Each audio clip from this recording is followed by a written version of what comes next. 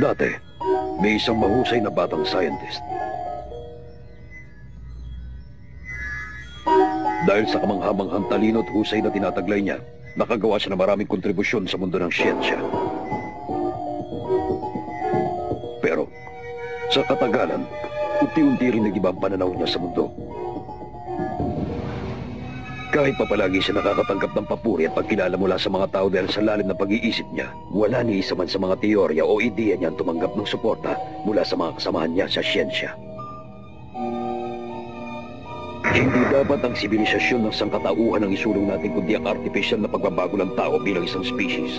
Yun lang ang bagay na pinakapangarap niya. Pero walang kahit isang tao ang lumapit para tulungan siyang tuparin doon. Mga walang kwentang unggoy. Delikado mga ideya ko. Anong gusto nilang palabasan? Baliw ako? Sa tingin ba nila aabot sa ganitong punto ang sangkatauhan kung di tayo marunong sumugal? Yung mga walang utak na naniniwalang hindi na kailangang mag-evolve pa ang mga tao. Wala silang karapatan na magparami pa ng lahi! Pero syempre kahit noon pa, para sa sarili ko na rin lang ang planong ito. Kaya isa sa katuparan ko to kahit ako lang mag-isa ang gumawa. Simula nun, itinuon niya ang lahat ng oras niya sa pagsasaliksik. Pero nagkaroon lang yun ng resulta matapos siyang tumuntong sa 70 taon niya sa mundo.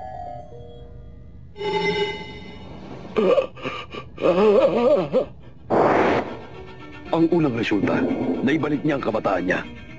Ang sumunod, gumawa siya ng maraming clone ng sarili niya. Tinawag niya ang laboratorio niya bilang House of Evolution. At kasama ang mga clone niya, nagsagawa siya ng hindi mabilang na mga eksperimento sa mga hayop para lumikha ng bagong species. Kalaunan, tao na ang ginawa niyang subject sa mga eksperimento. Ang haba-haba naman. Oh? Ano naman ang kinalaman nun sa akin? Nag-aastig-astigan ka na naman eh. Huwag ka na magpaligoy-ligoy, diretsuhin mo na ako, pwede? Marami kasing ginagawa ang master ko, kaya kailangan paiksiin mo lang ang sinasabi mo. Pasensya na. Sa madaling salita, nagsimula maging curious ang boss ko sa katawan mo. Masyado siyang nahiwagaan. Pwede ba? Wala akong interes sa mga lalaki. Master, mali ang iniisip mo. Gusto niyang gamitin ang katawan mo dahil sa kakaiba mong lakas. Gusto ka niyang gamitin para sa pag-aaral niya tungkol sa evolution. Pag hindi pa tayo kumilos, sigurado akong susubukan niya uli yun. Hindi natin siya dapat hayaan. Kailangan atakihin na rin natin siya. Sige, gawin natin. Okay. Oh, ngayon na? Oo, may pupuntahan akong sale bukas eh. Kaya ngayon na natin gawin. Master! Hindi maganda to. Kailangan pa malaman ni Doktor. Hoy, ikaw! Meron akong huling katanungan. Gumagawa na ba ng mga cyborg ang House of Evolution mula nung nakalipas na 4 na taon? Ilan pa ang mga cyborg doon? Meron bang cyborg doon na minsan na nanira ng mga bayan? Hindi ako sigurado. Pero hindi lang ako combat cyborg sa House of Evolution. Imposible! Naubos ng ganun lang ang elite force natin na ginawa para ubusin ang mga tao! Ayon sa report ni Armored Gorilla, papunta na raw dito yung 2 gumawa nun. Oras na dumating sila rito, posibleng masira ang lahat ng mga pinag-aralan at pinaghirapan natin. Seryoso ang problemang to. Kailangan nang gamitin ang alas natin. Oo. Simulan niyo ng paghahanda sa pagpapakawala kay Carnage Capital. Kalokohan yan! Totoo ba? Pakakawalan na siya? Hindi, huwag siya. Masyadong delikado yun. Masyadong delikado yun. Hindi siya dapat pigilan. Masama ang kutob ko sa bagay na to. Paraan. Pero tama siya. Huminahon kayo. Siya ang magiging pinakahuling solusyon. Pero, una, pagaganahin natin ang lahat ng mga trap mula sa una hanggang pang-8 palapag. Kapag sinuwerte tayo, kahit yun lang sapat. Alam na alam ko kung anong posibleng mangyari sa akin kung sakaling mabigo tayo. Hindi ko alam na. Tatakbuhin lang natin hanggang doon. Paano pala tayo pupunta ron? Akala ko, kaya mo lumipad o yung mga ganun tipo ng bagay. Ano ka ba? Kailan pa natutong lumipad ang tao? Pero nakakabilib na hindi ka nauhuli kahit kailan. Isa kang tunay na bayani. Hindi. Kung totoo, bihira lang akong dumating sa oras. Nandito na tayo. Ito na yung lugar na sinabi ng gorilla. Ito pala ang House of Evolution. 1, 2, 3, 4, 5, 6. Aba, mga 8 palapag pala ang building na to.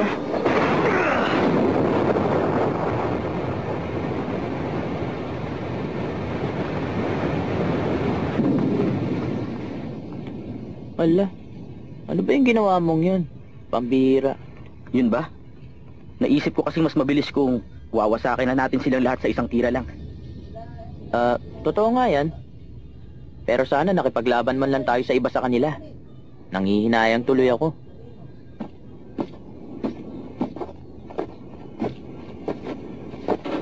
Mukhang basement ang isang to ah.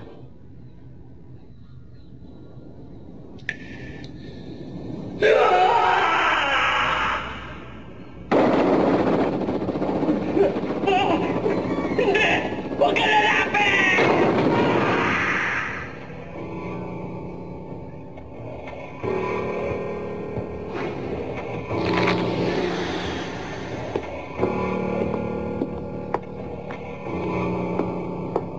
Hoy, Carnage Kabuto. Maayos bang pakiramdam mo? Mukhang marami na naman sa mga cloud ko ang tinapos mo. Ano, masaya ka na ba? Nasisiraan ka na ba? Sa tingin mo, paano naman ako magiging masaya? Matagal na akong nakakulong sa ilalim ng lupa. Hindi mo to dapat ginagawa sa pinakamalakas na mandirigma sa House of Evolution! Alam mo kung bakit hindi normal ang pag-iisip mo. Hindi ka namin makontrol kaya ito lang ang tanging paraan. Ano ka, boy? Hindi ako makontrol? Wala ka rin utak. Ako ang nagsilbing pinakahalimbawa ng bagong tao na matagal nyo nang hinahanap. Hindi nyo may ikumpara ang talino at ang physical kulakas sa kung ano mang meron kayo. Kaya sa totoo lang, kung meron mang dapat na maging alipin dito, kayo yun at hindi ako. Hindi. Kitang-kitang pumalpak ako sa'yo. Hindi nga pangkaraniwan ang lakas na meron ka, pero kulang ka sa katangian ng isang tao. Sige, tapusin mo na ako kung gusto mo. Maraming clone na pwedeng pumalit sa akin. Pero meron muna akong hihilingin. Meron akong isang specimen na kailangan makuha. Yang lalaking walang buhok, napakalakas niya. Ikaw lang ang makakatalo sa kanya. Gusto kong hulihin mo siya para sa akin. Hulihin mo siya buhay man o patay. Ang laki ng basement na to ah. Parang na-excite tuloy ako. Ha? May nararamdaman akong buhay sa bandarol. Master, meron dalawang papalapit sa atin. Ha? Sige! Eto na! Sabihin mo kung sino mas sa dalawang yon! Yung isang nasa kanan! Kung ganon, hindi mo na pala kailangan yung isang nasa kaliwa! Genos? Ha? Hoy! Carnage Kabuto nga pala ang pangalan ko. Meron kaming combat experimentation room sa lugar na ito. Mas mabuting doon na lang natin to gawin. Bakit ginawa mong isang piraso ng modern art si Genos? Pababayaran mo yun!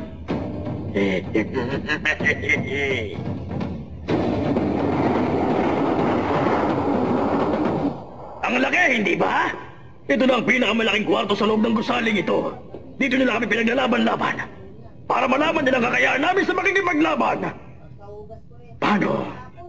Simulan na natin ang laban. Tingnan mo nga naman, buhay ka pa pala.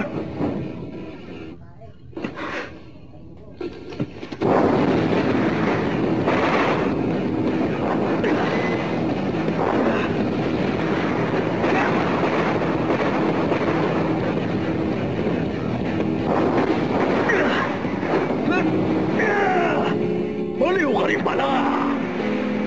Machine gun blow.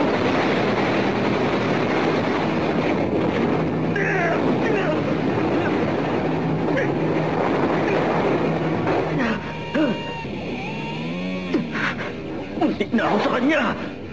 Hayaan mong makaganti ako. Biyak-biyak na yung mukha mo, oh. Huwag mong pilitin ang sarili mo.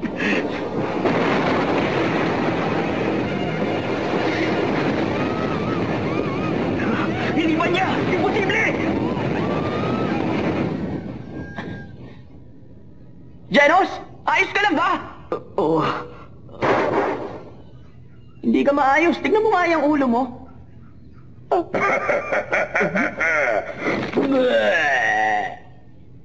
Tignan mo nga naman. Aminin ko sa yung talagang pinatataas mong ekspektasyon ko.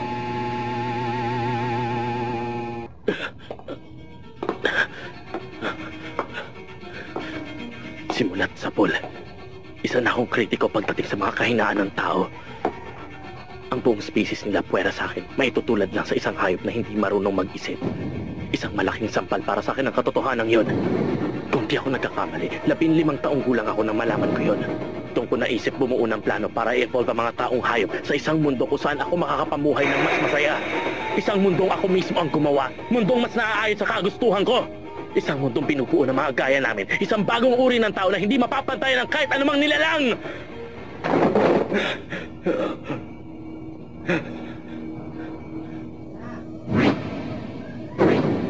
Kailangan ko yung masaksihan. Kung ikukumpara sa lahat ng hirap na pinagdaanan ko noon, walang kwenta tong pisikal na sakit na nararamdaman ko. Ano ba kinihintay mo? Sumugod ka na kung susugod ka! Ibigay mong lahat ng lakas mo! Isang diablong nagkatawang tao si Carnage Kabuto, ang pinakamalakas at pinakabrutal na nilalang sa House of Evolution. Tignan na lang natin kung paano mo tatapatan ng isang halimaw na nasa paghuling bahagi na ng Artificial Evolution. O baka naman ikaw ang magsilbing mitya para sa isang panibagong evolusyon. Hindi na ako makapaghintay.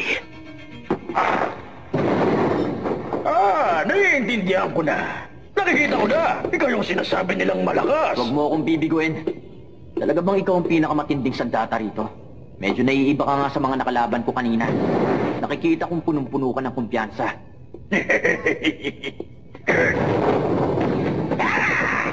Ang bilis.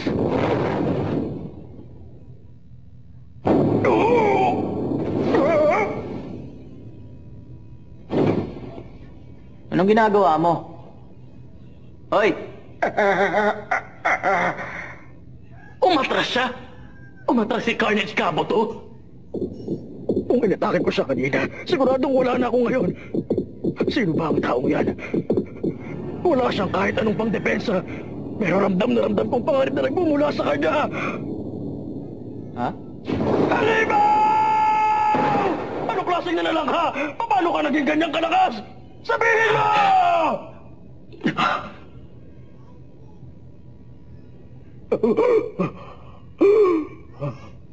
Kung ganun, gusto mo rin yung malaman. Sige. Makinig ka rin mabuti, Genos. Ngayon niya na sasabihin. Sasabihin niya na ang sikreto ng lakas niya. Gusto ko rin yung malaman. Ha? Sino ka? Ako si Genos. Ha? Pues sige. Makinig kayo. Delikado. Hindi dapat malaman ng mga yan ang sikreto niya. Una, ang pinaka-importante, ipagpatuloy na simulang matinding pagsasanay, hindi pwedeng huminto. Pagsasanay? Hindi modification, surgery o genetic enhancement, kundi pagsasanay? Anong pagsasanay? Makinig ka, Janos. Tinuloy-tuloy ko yon. Hindi talaga ako huminto kahit mahirap. Matapos ang 3 taon, saka ako lumakas ng ganito. Nagsagawa ako ng 100 push-ups! Nagsagawa ako ng 100 sit-ups! Pati na 100 squats! Pagtakbo ng 10 kilometro! Araw-araw kong ginawa ang lahat ng yon!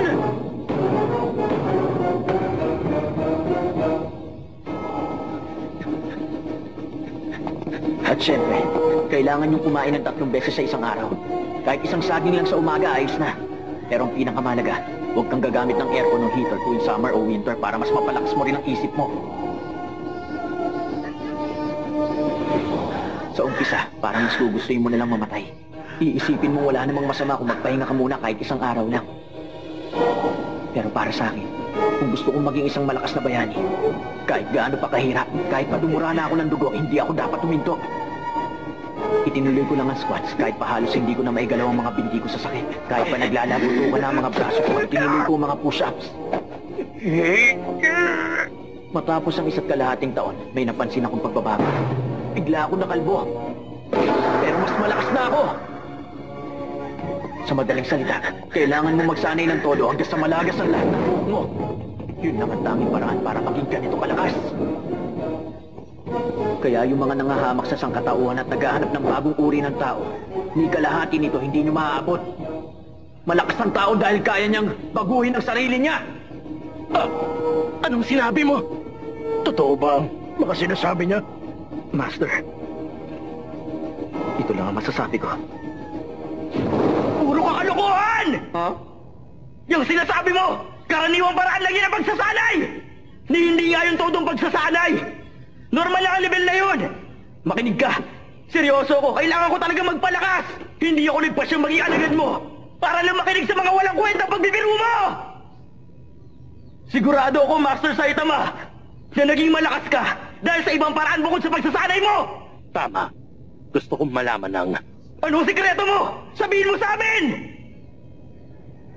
Genos, alam kong mahirap paniwalaan, pero yun lang talaga ang ginawa ko. Ganun ba? Hindi, huwag Carnage Kabuto!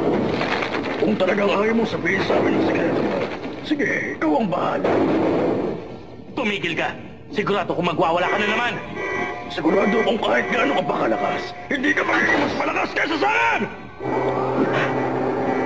Pero, dahil sa pinag-init mong ulo ko, bawasakin kita ngayon.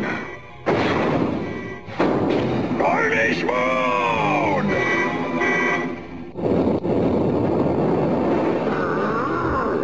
Kapag nagiging ganito, bawalan ako ng kontrol sa loob ng isang linggo at walang nakakatagal sa matinding buho ko sa magpasla. Kaya matapos kitang tapusin, pumunta ako sa bayan at uubusin ko lahat ng taong makita ko at magpapatuloy yun hanggang sa susunod na Sabado. Kaya subukan mo kung pigilan kung talagang isa kang malakas na bayani.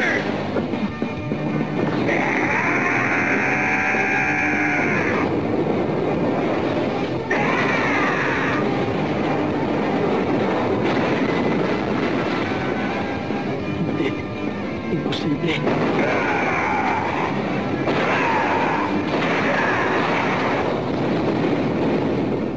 Master!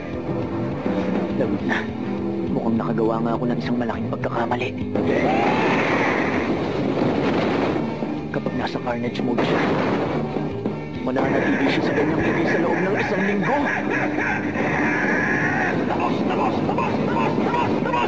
Tapos ka! Mananatili siyang ganyan hanggang sa susunod na Sabado. Isang linggo mula ngayon. Sa susunod na Sabado. Ang ibig sabihin nun, Sabado ngayong araw na to. Ang ibig sabihin, Wala na, tapos na. Talagang walang sino man sa mundong ito ang makakapigil sa kanya. ang ibig sabihin, ngayon yung Araw na hinihintay ko! Ang araw ng sale sa supermarket!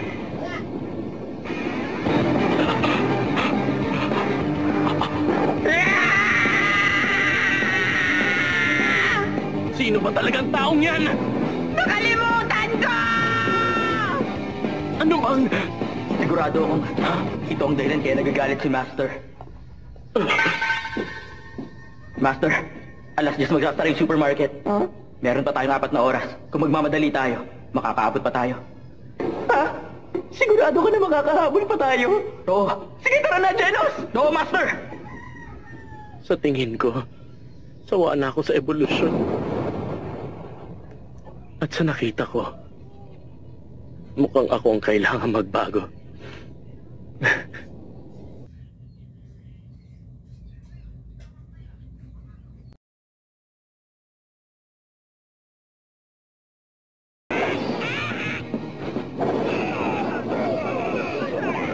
Ano ito?